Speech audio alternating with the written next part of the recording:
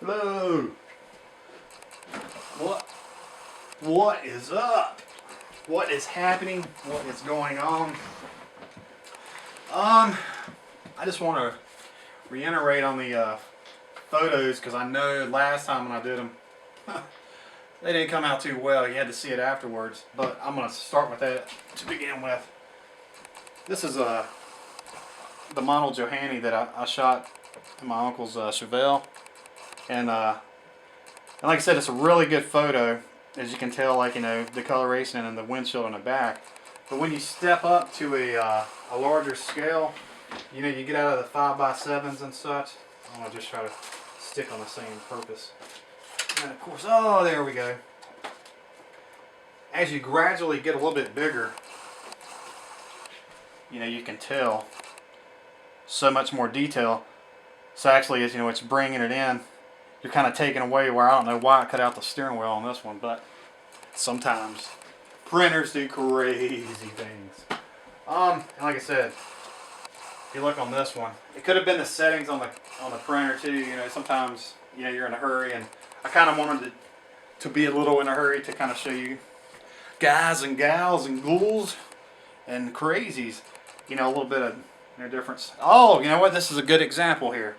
I have the Canon and the HP, so you can really tell a little bit of difference. Like I said, the settings are the same, and actually the HP in this situation here, you know, could be a little bit better. But like I said, it's, you know, either way you go is really, really good. Like I said, I really want to reiterate on this, you know, especially like when you're taking a picture of your daughter, your son, you know, the wedding photo, you know, so to speak, which I know you're going to get, you know, really big photos. But, you know, and then when you get to the larger scale, this is what I really like. I even like to even go bigger. I like to go poster size. Like I said, I have one over here, and like I said, you can get them at Walgreens, Walmart, and here's the larger scale. And like I said, you know, you have an initial idea. The you-knows.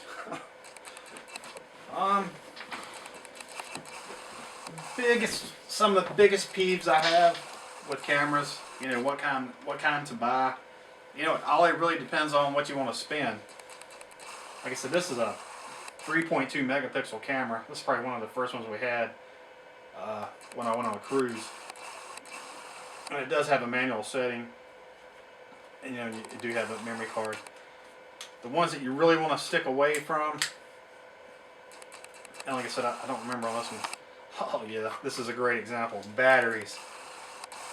You want to get a camera, even if you want to go on a smaller scale, which I know the megapixels are, you know, I think you can even probably get up to 20 some megapixels. Like I said, I don't really go with these. I don't shoot with these anymore. Not to say that you can't get a really good shot on prime, you know. I'll show you that, you know, later in the thing. But batteries, I mean, these things right here, unless you carry a bunch of them with you and you know you're not, because like I said, I usually buy a bunch of them, and the first thing I do is I put it in the main reason I need batteries is for my flash that I put on the camera, on your hot shoe, which is the top part of the camera. Even these, like I said, this one's even, I think, a little bit, this is 8.2 megapixels. And like I said, with these cameras right here, you know, it's really hard to get a really, really great shot. It's a real challenge to about get a really good shot where it's not, you know, constantly moving, because I don't know what it is. It could be the processor, but I have taken some pretty decent shots with it, so I'm not going to just, you know, knock those out of the ballpark because somebody's going to sit there and say, yeah, well, look at this one right here, and that's a prime example. One of the best photos I've ever taken, that I like, that I had with my daughter, was I took it with my Droid camera on my phone, you know, phone. So I mean, like I said, that works really good too. So I mean, like I said, it all depends on the individual. If they just want to stick with the camera on the camera phone, I mean, you can still get pretty good shots with them. You know, just maybe go through your settings and, you know, play around with them. And as far as going back with the camera, the biggest thing that's most important is to have it charged for sure. It's number one. Oh, and so to speak, the dreaded memory card. My advice on the memory card, as soon as you get home, take all the pictures off of it, load them up on your computer, and even put backups on it. You know, store it to your external hard drive or whatever you have, so to speak. Because lo and behold, this memory card right here, actually, you know what, I want to show it to you. Hopefully this comes in pretty well. This is an Extreme 32 scan disc, which are the ones that I use. I really like them. They're really, really good. But I always have backups. I usually have, you know, the 32, a 16, and 3 or 4 8 gigs. Because what happened to me was I used my little storing device to put it on my computer and load it up. What do you think happens? Get this crazy error come up. So some software you can alternate. Like I said, I use an Apple. I haven't used my PC. But I have a PC underneath it. That's for, you know, that I still use it, but I don't use it as much as my Apple. When you get these errors come up, you know, sometimes there's a chance it could be your software on your computer. You know, you might have an update on your computer, which, you know, I've done that. But like I said, I'm just trying to, you know, try to help you out. But well, needless to say, it wouldn't load. I couldn't get it to load. And another thing that you want to check out, like I said, my camera is doing the thing, but that's where I'm going to do kind of give you a basic rundown here. You know, like I said, with the photos and all, and just kind of, you know, like the manual. And then what I'm going to do is I have a projector screen right here, and I'm going to bring up the picture and kind of reposition the camera so it's going to be the back of me. So you're going to be kind of, you know, you're going to be seeing it visually, you know, the camera, and kind of show you some pointers on it, you know, kind of what to look for. I downloaded a couple pictures yesterday because, like I said, I'm not the best photographer in the world. I think I want to be pretty good, but you know, you constantly want to keep learning. And like I said, the more I go out there, the more I learn, and the more I want to, you know, give back. I want to share, and just trying to, you know, randomly think of some pointers because, like I said, I don't have, I don't write a script. The manuals are really good, but the things that I don't like about manuals are sometimes it tells me kind of like an idea, but it doesn't really answer a question that I have. I mean, it kind of sort of does. It tells you the functions of the keys, you know, on the camera, so to speak. I need to quit using these right here, but I don't have another DSLR camera. One thing, let's see,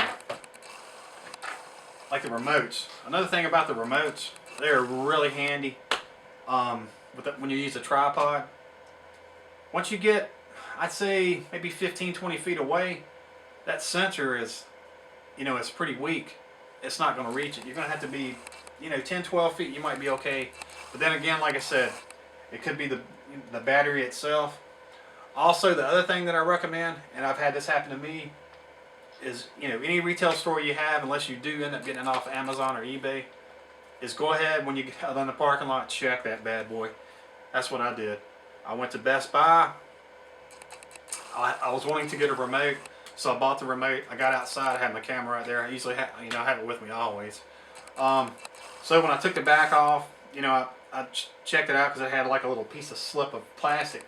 So when I pulled that out, it was able to work, and then of course I tried to use it. Click, click, click, click. And on my Nikon D7000, it has a on the menu dial, it has a remote setting on there. So of course, you know, I put it on the remote setting and click, click, click, click. Oh, it's not working. It's not working. You know, oh, well, I know what it is. It's you know, so to speak. It's, so to speak, I would say the battery's in there backwards, or it's a dead battery. Oh no, of course it can't be because it's brand new. Wrong. It was a battery actually. What do you think about it there, partner? This is not partner's crime here. What do you think, huh? What do you think? Stop asking me questions. Okay. I am trying to relax. Okay. Okay. Okay. But yeah, this is I am drawing a blank. It's strings. I've taken with me to South America. I mean, not South America. Sweden, Copenhagen, South Korea. But yeah, the remotes and a tripod. You know, you can get a decent tripod for probably about 30, 35, 40 bucks. You even get them at Best Buy. But like I said, I have 2 or 3 because I'm sometimes I get in a rush. I try to have, you know, like I said, you lose the little holder that goes in the back of the camera. But let me see what else I can reiterate on before I physically turn the thing around. You know, like I said, going back to even with the Canon and the photo and the HP on the semi-gloss photo 2, those are, like I said, either way you go on that, it's going to be fun. Like I said, I'm kind of, you know, glancing around here to see if I see something randomly. For instance, let's say you have 2 lenses with your camera. Oh yeah, I know what I was going to say. Oh yeah, well, make sure that you have the lens cap covers. That's real important. If you don't have one and you do have one for the other lens, you know, make sure that you just leave it to the body of the camera. Let me just kind of glance around here before I flip it over and go to, you know, kind of more of the focus on the body of the camera. Let me just kind of do a, you know, once over here real quick. Just kind of bear in mind with me. Sometimes I come across something. Oh, okay. You know what? I'm going to get back to, well, this past weekend, I went out. I like my 85mm lens. I like, you know, all the lenses that I have. Sometimes I rent them as well. Well, yeah, I do rent them as well. So the other thing is there's so many lenses to choose from. You know, you really can't go wrong with whatever you have. Like I said, it's a gutsy call. You know, like I said, it's just my opinion. Everybody is valued to their opinion. This weekend I shot with a 35mm lens the whole weekend, and so to speak to, like I said, the lens is really small. So just let people know that, you know, once you see what I have for a 35mm lens, it still takes incredible shots. The only difference between the 35mm lens is it is not a zoom lens. You are the zoom. So the closer you get to the subject, the further back you get. The closer you get to the subject. And then, like I said, when it gets really difficult and you want to get really close up, the autofocus is only going to allow you to get up to so close, and then it's going to just kind of, it won't focus. And you know, like I said, just want to, you know, reiterate on that. So, you know, you go into a manual setting on your so you're taking it out of autofocus into manual. Makes it a little bit more difficult because I'm always wondering when I get to the point, like, let's say for instance the subject here is, let's say this glass, cup of Coca-Cola with no ice. Okay, let's say right here it really looks focused. But I also wonder, I want to capture something here and here off to the side. And I'm like, well, how do I know if that's really in focus? You can do a multitude of things. If you have your tripod, for instance, you can focus in on the subject here. Then you can take it into manual setting, and you can take the picture. But like I said, you want to have something that, like I said, if you're going to get into the photo, you know, you get that set, you come in. You might have to play with it a little bit, you know, trial and error to, you know, get it where you have this extra crisp, sharp, and you have yourself as well in there, and the lens cap. This is a must-have too, because I notice that some of my lenses I have a hard time, you know, trying to keep up with them. I usually try to keep them in my pocket. And the infamous, what I have is I have it's a Coastal Del Mar filter here, and what I have. Boy, am I going to stick it to you later. You know. Really? Yeah. Okay. And I use it to wipe my lenses with. Some suppliers that you'll have, camera stores will have, these right here as well. I use it to, if my lens get wet, it gets a little bit of, lint on it. For my pocket coming off of the inside of the cap here.